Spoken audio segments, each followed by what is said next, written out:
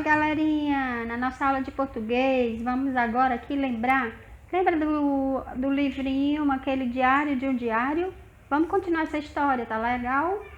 Vamos lá. E a história, cadê? Diário de um diário 3. Zeca ainda tinha que aguentar aquela gozação. Mas, se alguém podia ajudar, era o agente Carlos. Afinal, ninguém conhecia e observava mais aquele trecho da cidade do que ele. Assim, além de ajudar o trânsito, o agente foi ajudar o Zeca. Pergunta daqui, pergunta dali. Descobriram que o diário tinha andado um bocado. As pistas. Número 1. O pipoqueiro da esquina viu um motorista do ponto de táxi sentar no banco da praça e pegar o diário. Mas largou lá e saiu apressado, porque o motorista de táxi está sempre com o ouvido atento para atender chamadas. O número 2. O funcionário da limpeza pública viu quando uma moça de uns 20 anos pegou o diário e olhou encantada para sua capa colorida e suas páginas cheias de clipes de plástico. Talvez a moça estivesse lembrando do seu próprio diário, escrito alguns anos antes. O funcionário garantiu que a moça pegou o diário e entrou na lanchonete. A moça do caixa da lanchonete viu quando a moça entrou com o diário e pediu um cafezinho. Enquanto esperava, olhava o diário com uma expressão comovida. Então o celular da moça tocou, ela atendeu e o rosto ficou preocupado, com uma ruga na testa. E lá se foi a moça embora, falando ao celular. E lá ficou o diário no balcão. A moça do caixa ainda tentou procurar a moça do celular, mas nem sinal dela. A moça do caixa olhou para o diário e também o achou lindo e saiu com ele debaixo do braço. Onde o tinha deixado? Como se lembrava? Talvez no banco onde foi fazer um depósito. O banco, mas agora só no dia seguinte, sem chance de entregar o diário a tempo. Não ia ser fácil encarar a Carol. Alguma coisa me diz que você aprontou, Zeca, disse o agente Carlos. Esse diário pertence a uma menina, não é? O garoto confirmou com um aceno tímido de cabeça. Amanhã nós vamos ao banco. Até lá você vai ter que dar um jeito na situação. Brincadeira sem graça, dá nisso, meu amigo. Zeca teve que concordar com o agente. O jeito era esperar e torcer. Colocar avisos nas ruas dos postes? Nem pensar, disse o agente Carlos. A cidade já tem anúncios demais. Zeca foi para casa preocupado. Até a Matilde deslizava tristemente pela ciclovia. Onde andava o diário? Como contar para Carol? O jeito era esperar. Pense. Você já precisou da ajuda de um agente de trânsito? Em que situação? Como foi essa experiência? A moça que encontrou o diário da Carol na lanchonete foi surpreendida pelo toque do celular. O que você pensa a respeito das pessoas que usam o celular enquanto caminham pelas ruas ou enquanto dirigem? Por que falar ao celular e andar pelas ruas pode ser perigoso? Por que falar ao celular e dirigir ao mesmo tempo pode ser perigoso? Gente, isso aqui são as perguntinhas que vocês vão ler e vão responder no caderno, tá certo? E assim, gente, a nossa aula de hoje fica por aqui, a de português.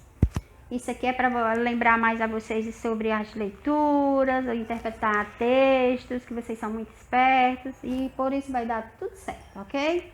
Então fica o meu abraço, meu carinho, meu beijo bem especial, tá, galera? Bye! Então, pessoal, vamos para a página 168. Aqui vamos entender e aprender sobre o metro. Além do centímetro, existem outras unidades de medida de comprimento padronizada. Uma delas é o metro, que se refere à letra M, que se representa a palavra metro. Um metro equivale a 100 centímetros. Observe algumas situações em que é conveniente utilizar medidas de comprimentos em metros. Alguns tecidos são vendidos em metros. O metro é utilizado para medição de terrenos e edificações. A placa de trânsito indica em metros a altura máxima permitida abaixo do viaduto. Número 1. Quantos centímetros equivale a 2 metros? 2. Cite outras situações em que podemos utilizar o metro como unidade de medida. Vocês aprenderam que o metro representa 100 centímetros e 2 metros representa o quê, né? Aí vamos para a página 169. O metro padrão. Durante certo período, um metro era definido pela distância entre duas marcas em uma barra feita de uma liga de platina e irídio, mantida a determinada temperatura. Observe ao lado um exemplar dessa barra. Porém, a precisão desse padrão se tornou inadequada com o tempo e assim foram considerados outros padrões para o metro. No caso aí, esses dois metais, eles se formavam juntos para ficar mais resistente.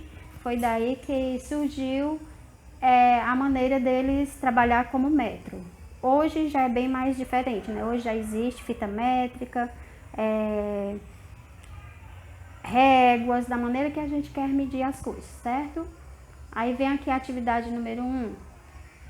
Os instrumentos a seguir são utilizados para medir comprimentos. Assinale com X aqueles que possuem a extensão maior do que 1 metro. Aí tem letra A, B, C, D e E.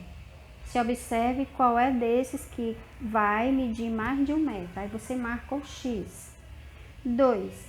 Qual dos instrumentos apresentados na atividade anterior é o mais adequado para medir A. O comprimento de uma caneta. B. A largura de uma sala. C. A altura de um muro. D. O comprimento de um tecido.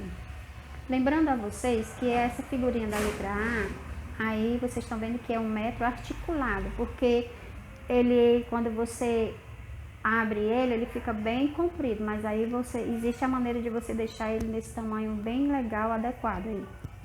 Vamos para a página 170. Número 3. Elisete vai confeccionar peças de roupas iguais usando 26 metros de tecido, sabendo que ela vai precisar de 2 metros de tecido para cada peça. Calcule a quantidade máxima de roupas que ela poderá produzir. Vocês vão pegar o quê? Ela está dizendo aí que é 26 metros e ela vai precisar de 2 metros de tecido para cada peça. Então, você vai pegar o 26 e vai dividir por 2. 4. Indique a unidade de medida mais adequada para medir A. A espessura de um grafite. B. A largura de um caderno. C. A altura de um prédio. Aí vocês estão vendo aí a letra M significa metro, CM centímetro, MM milímetro. Aí o que for correto você marca o X. Número 5. De acordo com as informações apresentadas no quadro, elabore um problema e entregue para um colega resolver. Por fim, verifique se ele resolveu corretamente. Como você não está próximo ao colega, aí mesmo na sua casa, com quem estiver lhe ajudando, você faz isso, tá? O que é que você vai fazer? Tem aí nome e altura. Aí tem José, Roberto e Marcelo. José, por exemplo, a altura dele é 1,55 m. Aí você vai falar como? Vai colocar 1,55 m. Vamos para a página 171. 6. O quadro abaixo apresenta a altura em centímetros de Mariana e de 3 colegas de sua turma. Aí tá aí, Mariana, Sérgio, Andressa, Felipe. Aí tem a altura em centímetro, a altura em metro e centímetro. Você vai transformar, por exemplo, esse 120 que tem aí em Mariana. Ao lado você vai transformar aí colocando 1,20 m. E o restante você faz olhando por esse modelo. Observe outra maneira de apresentar a altura de Mariana. Você pode fazer da maneira que você está vendo aí. 120 centímetros, mais 100 centímetros, mais 20 centímetros, que dá igual a 1 metro, mais 20 centímetros, que dá igual a 1 metro, mais 20 centímetros. Aí você olha aí a tabelinha como é. A. De maneira semelhante à apresentada, complete o quadro com as alturas correspondentes em metros e centímetros. B. Escreva o nome das crianças em ordem crescente de altura. Vocês vão botar na ordem e preste atenção à altura de cada um para colocar na ordem o nome deles, tá? 7. João instalou grades e portão de ferro em sua casa. Vocês observem. Vocês estão vendo aí a largura de um portão que tem 3 metros e 20 centímetros. E estão vendo 3 larguras de 2 metros e 35 centímetros cada. E acima tem 15 centímetros, 5 vezes. De acordo com as indicações na imagem, quantos metros tem a frente da casa de João de um muro lateral a outro? Ele quer saber a medição completa, certo? Na lateral, na frente. Como é que você vai trabalhar? 1 metro você já sabe que é 100. Aí você lê bem direitinho. No caso aqui, um exemplo, 2 metros e 35 centímetros. 2 metros que equivale o quê? 200. Aí você bota 200 mais 35 dá o quê? 235 centímetros. E o restante, com esse exemplo aí, vocês fazem o restante, tá? Vamos para a página 172. Número 8. Para representar ou desenhar objetos de nossa realidade, nem sempre usamos o tamanho real. Observe a distância entre o ponto de ônibus e o hidrante, indicada por 7 centímetros. Nesta imagem, cada centímetro equivale a 9 metros na realidade. Aí tem a legenda, está mostrando o ponto de ônibus, que é o hidrante, aí tem a farmácia e tem a padaria. A distância real entre o ponto de ônibus e o hidrante é 63 metros, pois 9 vezes o 7 dá igual a 63. Por que esse 9? Porque sempre você vai colocar esse 9. Aí você vai multiplicar o 9 vezes o 7 centímetros. Utilizando uma régua, meça o caminho em azul que Pedro percorreu entre a farmácia e a padaria. Depois determine a distância real que ele caminhou em metros. Pronto. Você observa, né, do hidrante, você já sabe que é 7 centímetros até o ponto de ônibus. E do hidrante a chegar à farmácia é o quê? 4 centímetros. Aí vocês vão ver com a régua de vocês e o restante vocês descobrem, tá? Aí você faz aquela continha. 9 vezes 1, 9 vezes 4, quantos centímetros vai dar aí? Aí vocês vão acertar direitinho, tá certo, gente? Então, gente, a nossa aula fica por aqui, a nossa aula de matemática. Um beijo bem especial para vocês, tudo de bom, até a próxima aula, tá? Bye!